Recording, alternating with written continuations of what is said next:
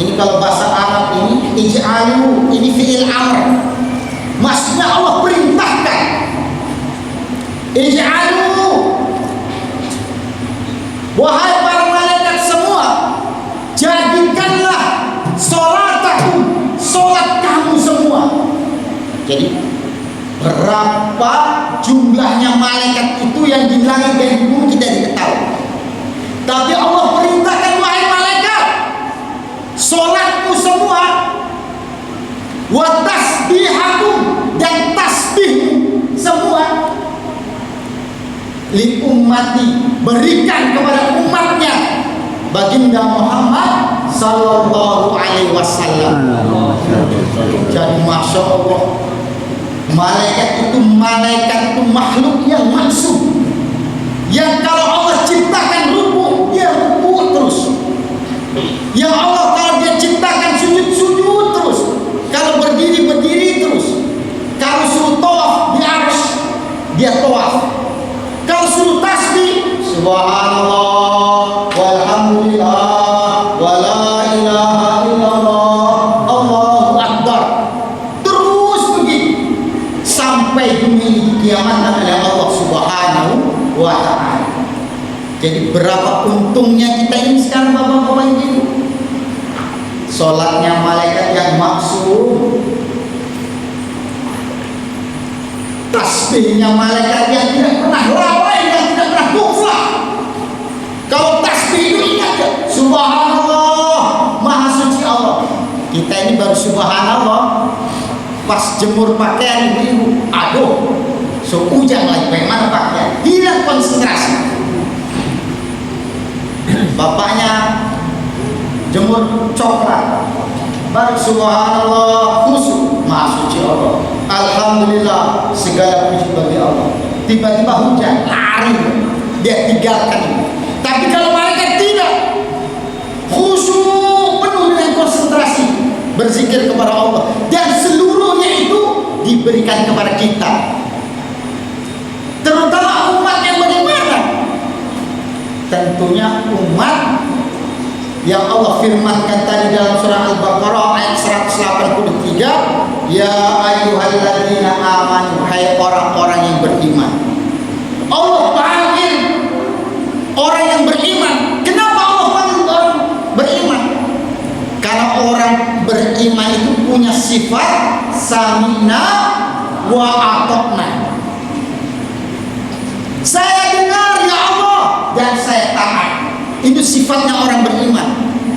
Maka orang beriman itu dalam Al-Quran semuanya pasti illal ladzina amanu wa amilus sholihat. Kalau Allah perintah orang beriman, pasti ada wau atofnya. Waunya ini apa? Dan makna. Tidak bisa dipisah. Orang beriman itu pasti dipanggil Allah wa amilus sholihat, dan beramal soleh.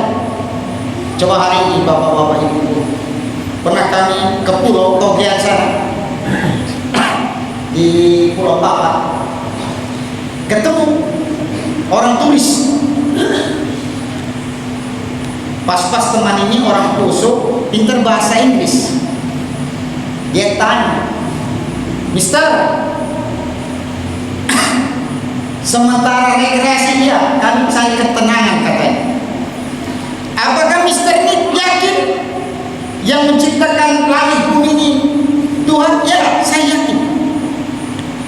Yang menciptakan bumi, langit ini Tuhan. Dan Mister ini yang menciptakan Allah? Ya, yakin. Tetapi kenapa Mister tidak mau ikut Rasulullah? Oh, kami punya kepercayaan, keyakinan sendiri. Maka iman yang yakin seperti ini tertolak. Kenapa?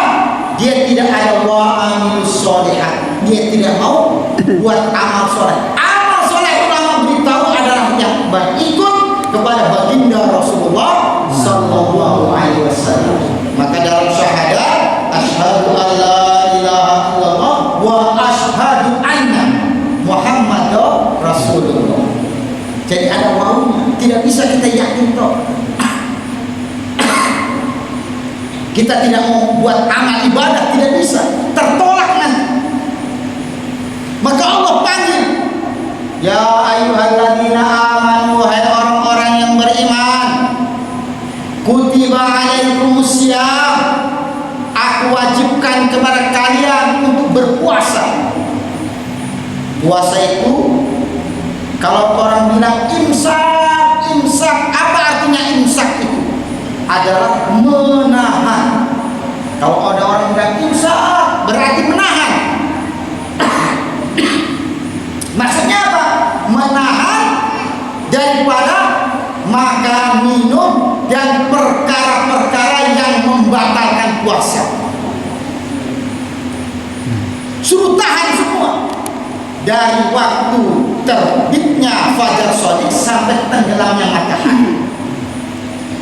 Kama kutiba 'alal ladzina min qablikum, sebagaimana aku telah wajibkan kepada kaum-kaum sebelum kamu. Maka dalam tafsir, siapa itu kaum? Maka Abu Ja'far mengatakan min qablikum, sebelum umat Islam ini.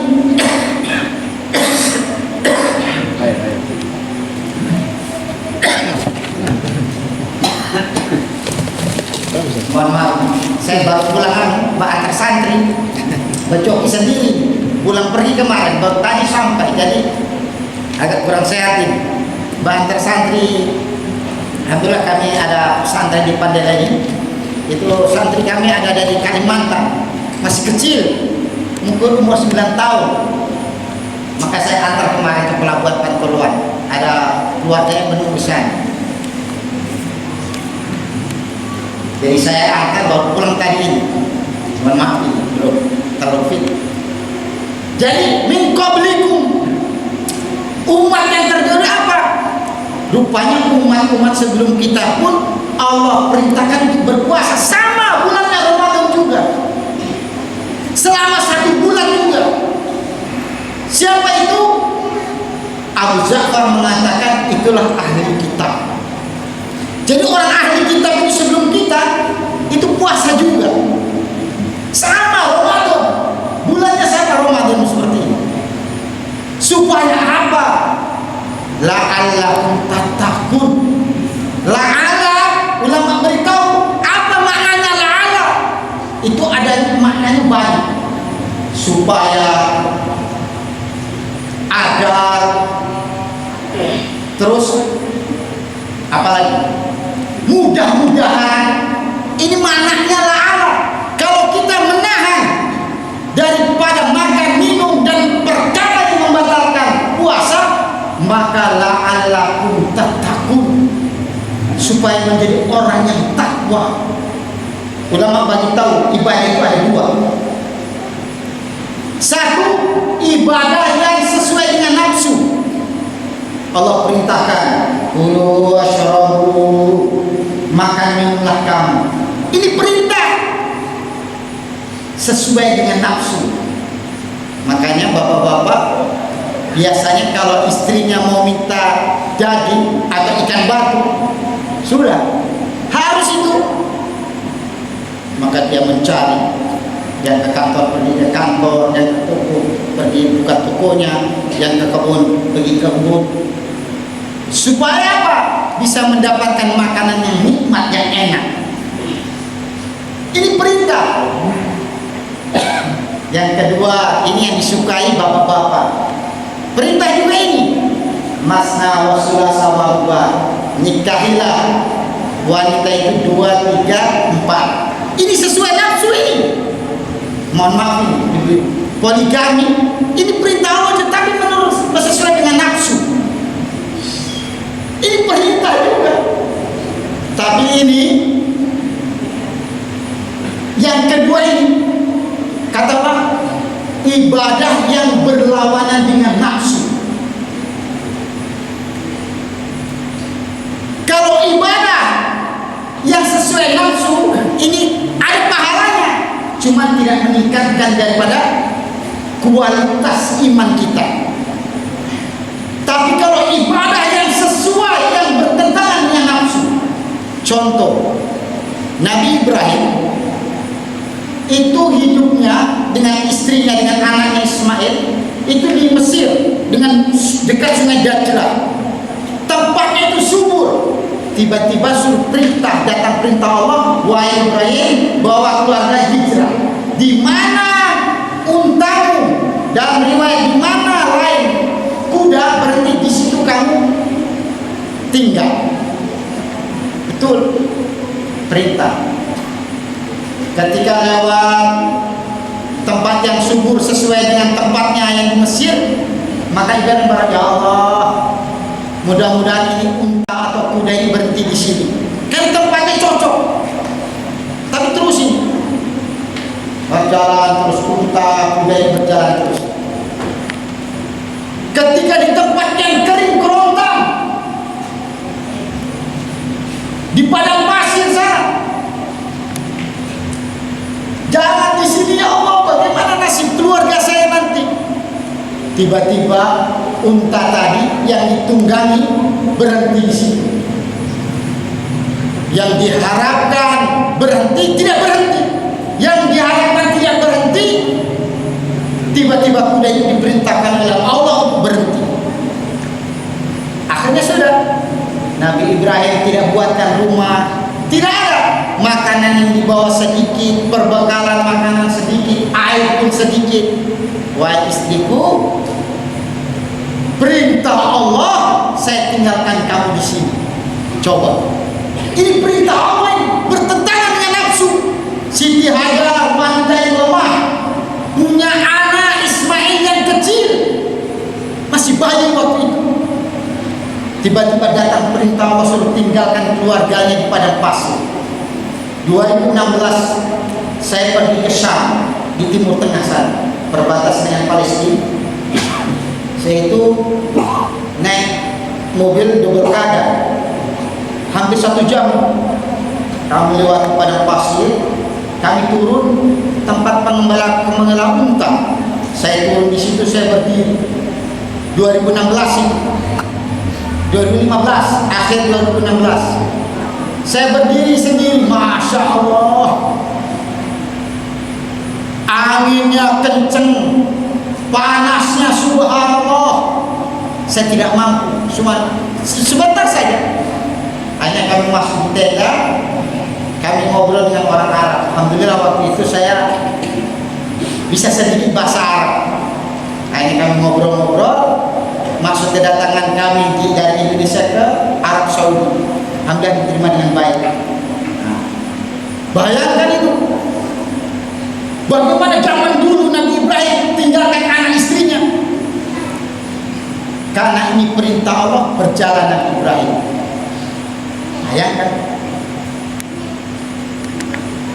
wanita yang soleha Siti Hajar faham ini perintah Allah, pasti Allah akan berikan pertolongan. Dia di sana fata morgana, angin, air, dia lari, rupanya tidak ada. Dilihat lagi ke sana, mungkin Sofa Marwah, lari-lari kecil, tidak ada. Cuma fata morgana. Dia berharap ada musafir yang lewat, tapi tidak ada. Akhirnya apa? Ketika Ismail yang waktu kecil sudah hilang, habis air susunya, habis perbekalan makanan habis. Tiba-tiba dia menangis, dia hentakkan kakinya dari bumi keluar. Maka Siti Hajar langsung jam. Maknanya jam-jam itu apa? Kumpul. Akhirnya menjadi air zam-zam. Yang sekarang ini setiap kita umroh atau haji pasti ikut syarat. Lari-lari kecil. Kenapa? Ini ibadah tidak sesuai dengan nafsu, sehingga Allah berikan tempat yang tadinya tanda-tanda kematian. Sekarang bagaimana keadaan Mekah Madinah sana? Coba. Makanya orang-orang yang buat amal ketika mau makan, sekarang iftar berbuka itu 6:03. Jangan coba-coba itu orang beriman bilang 6 kurang 2 menit, 6:02, 1 menit lagi dia tidak mau sentuh ke makanan minuman. Kenapa? Perintah agama belum memerintahkan untuk makan.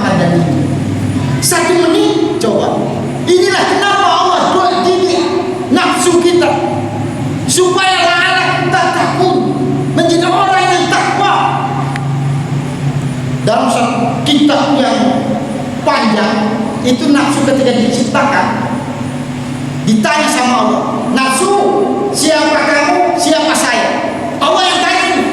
Nafsu bilang saya, kamu. Gahar Allah, kasih masuk dia, dimasukkan di neraka 1000 tahun, diangkat dari neraka, ditanya, hei nafsu, siapa ente, siapa anak? Nafsu bilang, anak-anak ente. 1000 tahun dibakar di neraka, tidak berubah nafsu. Dimasukkan lagi 1000 tahun di neraka, diangkat lagi, ditanya nafsu, siapa kamu, siapa saya? Saya, kamu. Yang ketiga kali, tapi tidak dikasih makan, tidak kasih minum, dilempar di neraka, kelaparan 1000 tahun, jadi 3000 tahun nafsu itu dibakar di api neraka. Setelah tidak diberi makan minum, ditanya, nafsu siapa kamu, siapa saya? Maka nafsu mengatakan, saya makhlukmu ya Allah, saya hambamu ya Allah, engkaulah Khalik, engkaulah Tuhan saya. Baru nafsu itu tunduk dengan perintah Allah. Makanya kenapa kita suruh puasa? Mohon maaf, tidak ada sebenarnya puasa itu awalnya, tengah-tengah, akhir 3 hari saja. Tidak ada itu. Sudah mencukupi selama bulan Ramadan. Mohon maaf, saya itu mengaji di Jawa Timur, saya lama di Surabaya, belum ada kitab yang saya temukan berpuasa awalnya, pertengahan, akhirnya mencukupi 1 bulan. Belum ada. Tidak tahu kalau di Sulawesi mungkin di sini tidak ada. Baca Pak Imam, tidak ada. Yang ada itu, ya Nabi itu puasa 3 kali, 29 hari 2 kali, full 30 hari 1 kali. Jadi tidak ada puasa hari pertama, pertengahan, terakhir, baru cukup itu 1 bulan. Tidak ada. Mohon maaf, itu saya belum belajar. Nanti kalau ada ilmunya saya mau belajar sama bapak-bapak atau ibu-ibu di sini. La'allakum tattaqun, ini nafsu. Suruh apa? Suruh tunduk kepada perintah-perintah Allah. Makanya tadi 1 menit lagi mau buka belum, kecuali dari masjid langsung, mari berbuka puasa, telah tiba waktu, baru kita berani menyentuh makanan. Padahal apa? Itu suami kita yang bekerja, halal, dibelikan kue, dibelikan es, teh, apa semua halal. Walaupun halal, kalau belum perintah agama makan minum belum mau. Itulah kenapa Allah sebut ya ayyuhalladzina amanu, hai orang-orang beriman. Karena Allah yakin orang beriman taat, sami'na wa ata'na. Coba seandainya ini kita bikin di luar Ramadan, alangkah indahnya ini desa kita, alangkah amannya, sejahteranya kecamatan Ratu Lindu ini. Dengan apa kecamatan? Pak Kades, seandainya orang Islam itu seperti itu, kalau tidak haknya, belum waktunya, tidak mau makan, padahal halal. Istri itu halal Pak, sudah qabiltu nikah, saya terima nikahnya fulanah bin fulan, sah itu. Tapi kalau siang hari jangan coba-coba. Itu orang beriman seperti itu. Asik orang jadi orang beriman itu.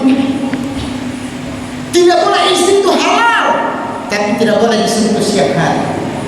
Resiko suruh puasa 2 bulan berturut-turut, kalau tidak mampu beri makan 60 fakir miskin setiap harinya. Coba. Resiko. Begitulah kita dari pemerintah ini. Pemerintahan desa ada aturan perdesnya, kecamatan ada, kabupaten ada, provinsi, negara. Kalau kita taat sama aturan pemerintah saja, pasti kita akan sejahtera. Bagaimana kalau Allah yang menciptakan langit bumi, kita taat, orang beriman taat. Kalau suruh sholat 5 waktu, kalau suruh puasa, kalau suruh haji tidak mampu berangkat, suruh zakat, indah itu. Maka mudah-mudahan sisa-sisa umur kita ini Allah berikan kekuatan, Allah berikan faham kita, sehingga nanti di akhir hayat kita ini Allah berikan husnul khatimah, sehingga kita menetapi iman, istiqomah dalam amal. Bapak-bapak, ibu-ibu, satu hadis Nabi yang saya mukadimah tadi. Man hadara, barang siapa yang hadir fil majelis ilmu, di dalam majelis ilmu, fi Ramadan, di dalam bulan Ramadan, kutibalahu, kata Allah, maka Allah akan menulis bikulli qadamin, setiap langkahnya. Saya orang Kusumi, Pak Camat orang Bailu.